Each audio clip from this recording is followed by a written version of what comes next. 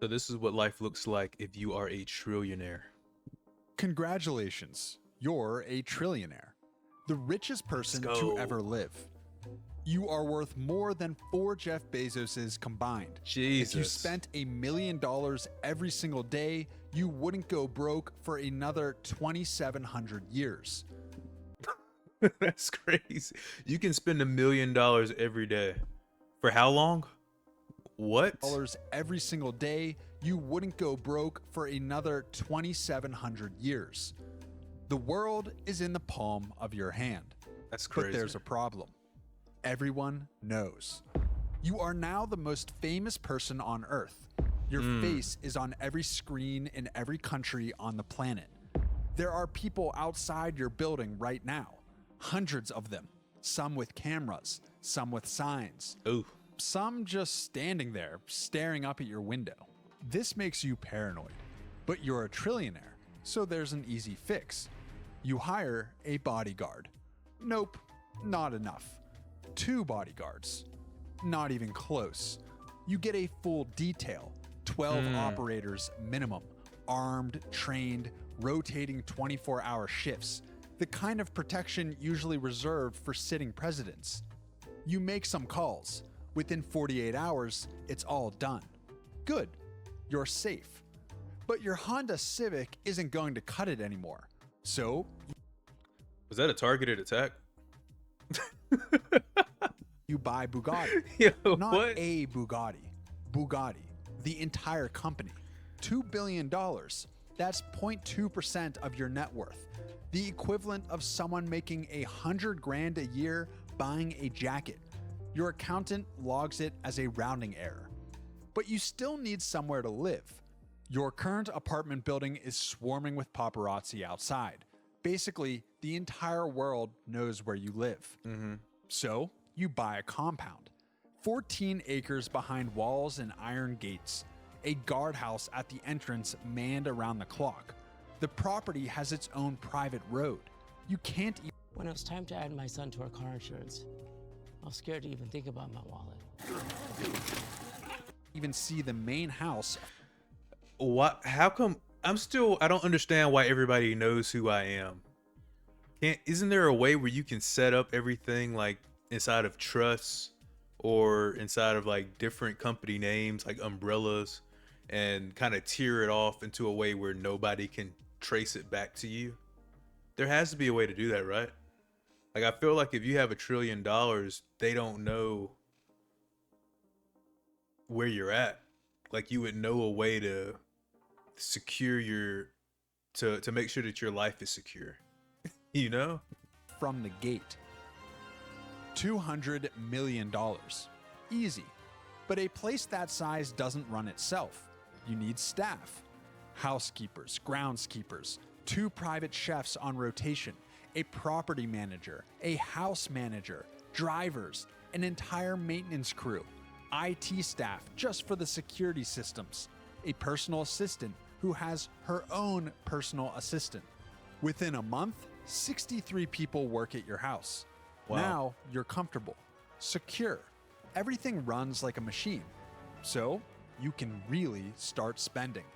Because, well, you have $1 trillion and you're a little bored.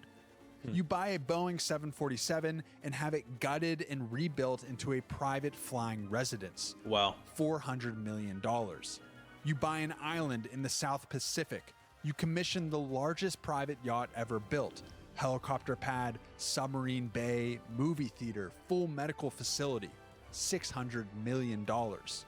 And nobody warns you about this part.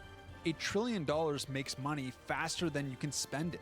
And even sitting in the most boring investments on earth, your net worth grows by tens of millions every single day. You wake up richer than when you fell asleep every morning without lifting a finger. So money is handled. Security is handled. The cars, the properties, the staff, all handled. But you want coffee. Just coffee.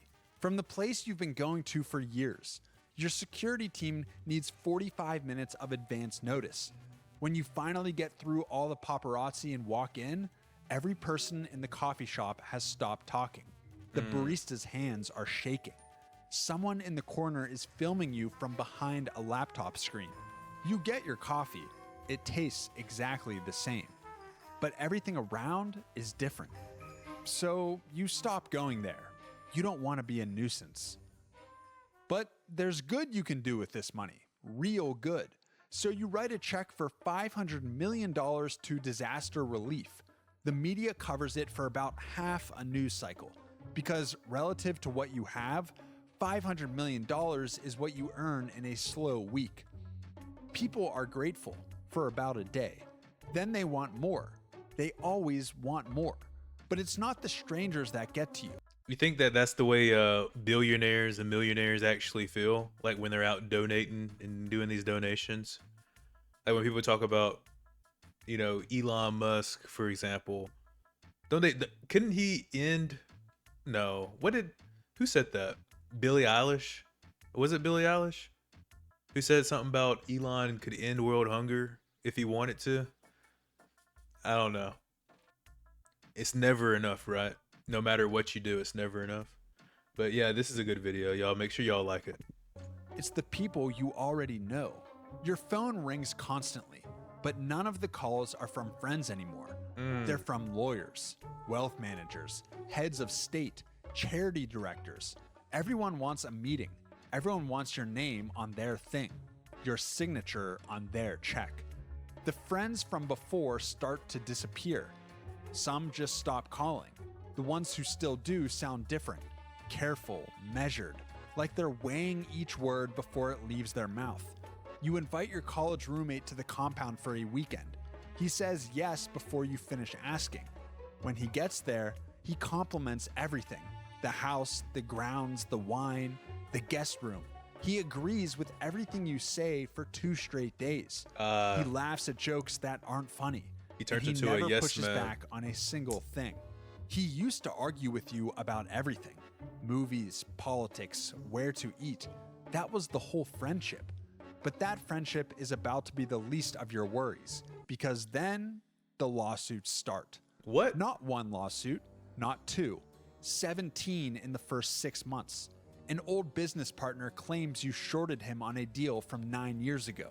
A woman in Arizona says you verbally promised her $10 million at a fundraiser in 2019.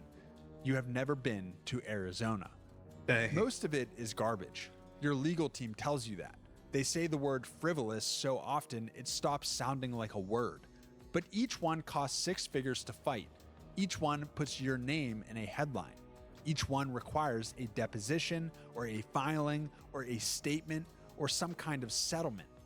Your lawyers tell you to get used to it. When you have $1 trillion, people will try to take it from you using every tool available. The legal system is a crazy world out there, and man. You are the deepest pocket on earth. You settle 3 of the cases, not because they have merit, because fighting them in public costs more than writing the check. $1 million here, $2 million there. They're just rounding errors. But every settlement gets reported, and every report invites 5 more lawsuits. Your legal budget for the year crosses $40 million. You have an entire floor of a law firm working exclusively on your cases. You have never met most of the lawyers. They send you summaries, weekly, pages and pages of people who want your money and are willing to lie in a courtroom to get it. But daily life goes on, or something that looks like it. And then it happens. You meet her.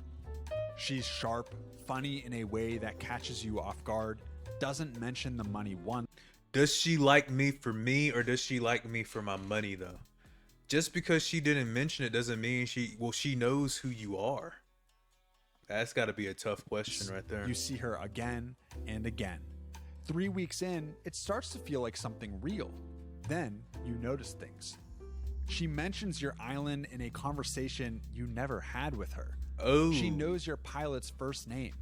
She knows which car you prefer for the city. Small things. Things that mean she looked you up before you ever met. Which, of course, she did. Everyone does. But now there's a question sitting behind every moment with her. Does she like you, or does she like exactly this? The compound, the jet, the Oh, access to a man. life she'd never touch otherwise. And once that question gets in your head, Honestly, that's not even a bad dilemma to have, though. And I say that because I'm not in that dilemma. But to be in that dilemma means that you're already successful in life itself. To ask yourself, does this person want me for me, or does this person want me for the things I have? That means that you've made it to a point to where you have things that people would want. So that's a blessing in disguise. You just have to vet the right way, man. It's tough. Tough for men and women. it stays. You watch her differently. So you stop calling. Then she texts you twice. And then she stops. But the story doesn't end there. 2 weeks later, a tabloid runs a piece. Inside the Trillionaire's secret romance. Photos of you at the restaurant. Photos of her leaving your compound. A quote from a source close to the couple. You didn't sell it. She didn't sell it. Someone at the restaurant did. A waiter or a valet. Someone who saw you together and picked up the phone. Now her name is everywhere. Her face, her job, her apartment building. Strangers are sending her messages. Some are threatening. She had a life before you, a private, normal, anonymous life, and you erased it just by sitting across from her at dinner. Your PR team drafts a statement. Your lawyers send a cease and desist to the tabloid. None of it puts her name back in the box. You send her a message, an apology. Dang, man. That's crazy. Just you being around somebody can hit the tabloids and mess their whole life up. You know? Like, you just talked to them. You just hung out for a little bit and their whole life is turned upside down. Sheesh. Oh yeah, make sure, I'm gonna have the link down below. I just want to say this while we got it paused. Make sure y'all go and like the video on his channel. This is the Wealth Explainer. And I'm gonna, like I said, I'm gonna have the link down below, and I'll have like his @ so you can watch all of his content on his channel. She reads it. She doesn't respond. But the leaks keep coming. And the next one is worse. Somebody from your past sells a story to a magazine. A joke you made at a party in 2011 that, stripped of context and printed in a headline, makes you look like a different person. It's everywhere within 48 hours. People who have never met you now have an opinion about who you are based on something you said in a dorm room. So now everybody thinks you're a womanizer and a racist. 15 years ago. Your crisis PR team goes into action. They tell you the same thing they always tell you. Don't respond. Responding makes it worse every time. So you sit in your office behind your 7 screens and watch someone sell your old life for what your team estimates was about $250,000, $250,000. That's what your past is worth to someone who used to be your friend. You can't call them, you can't confront them, you can't even confirm you know who did it, because that becomes a story too. Dang. You just sit there. Your mother calls on a Sunday morning. She sounds the same as she always does. Asks if you're eating enough, tells you about a bird that keeps getting into her garden. For 10 minutes, your shoulders drop and your jaw unclenches and you almost forget what your life has become. Then she mentions your brother. He didn't ask her to call. He never would. But he's behind on the mortgage and his car needs work, and you have more money than some countries, and he's family. You had no idea. You're telling me you got $1 trillion, you don't have your family on some sort of payroll or an allowance going on? This scenario really doesn't make sense to me, because there would be some kind of family trust set in place by this point, I'm assuming. Yeah, he was struggling. You sent him a few $1 million that afternoon. He doesn't call to say thank you. 3 months later, at a holiday dinner you flew the whole family to on your 747, You sent some millions and he didn't say thanks? He talks to your cousins, your aunt, anyone but you. When you try to catch his eye, he stares at his plate. He leaves before dessert, and he doesn't say goodbye. Wow. A week after the dinner, your mom calls again. Different tone this time. Quiet. She tells you your brother said something to your cousin. that you ruined the family, that everything changed when the money came. Your mother isn't telling you this to take sides. She's telling you because she doesn't know what to do. She has a security detail she didn't ask for, a son who won't talk to his brother, and a family that used to fit around a kitchen table and now needs a catering staff and a 747 to be in the same room. You tell her you'll talk to him. You don't. What would you say? You can't unsend the money. You can't undo the jet.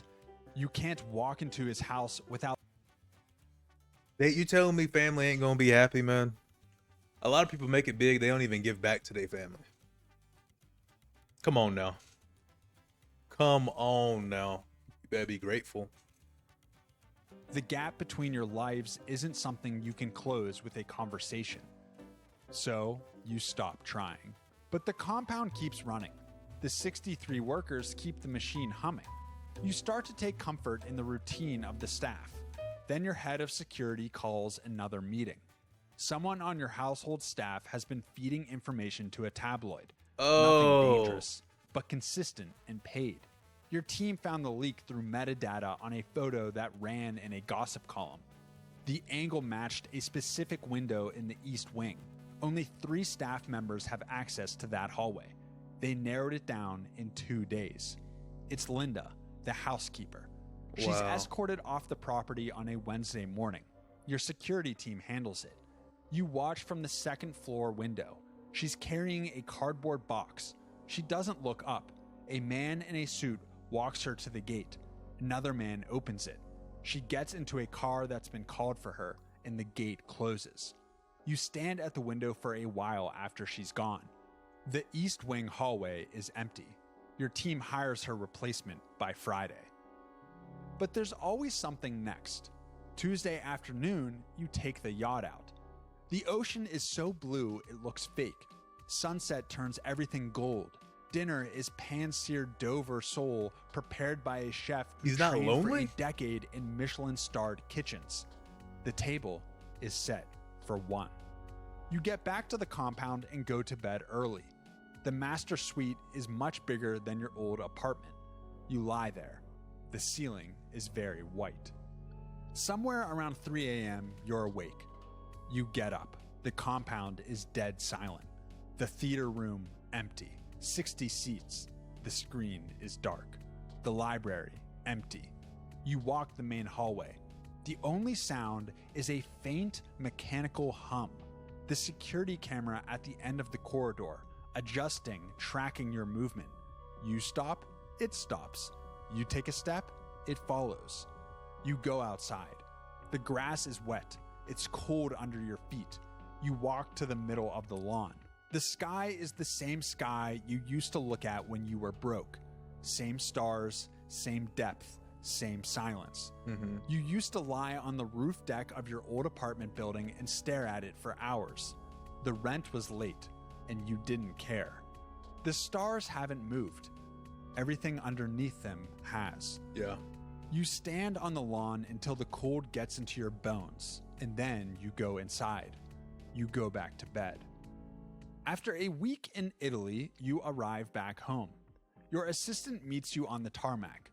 She asks how the trip was. Great, you tell her. Now, back to the compound, through the gate, past the guardhouse, past the pool you've used 3 times, past the tennis court you've Only never 3 touched, times? past the wine cellar with bottles. Never touched the tennis court, not drinking any of the bottles, man. Like, if you're at this point, you got to bring your family with you. That's, if you have $1 billion or $1 trillion, come on now. I want to be at a point to where I feel like I would move my parents at least into like a you know, a area of the house. Like they could have like the east wing of the compound or something, you know? Then my, you know, other family members, they have like the west and the south wings, you know, and I have, you know, the north wing or like the top floor or whatever. But regardless, I want all my family to be in the same spot if I'm ever like at a place like this, you know, in the future. But I think that was all from this one right here. Yeah. Great video again, the Wealth Explainer. I'm going to go ahead and leave a link down below, and y'all can go like the channel. But I will see y'all in the next one.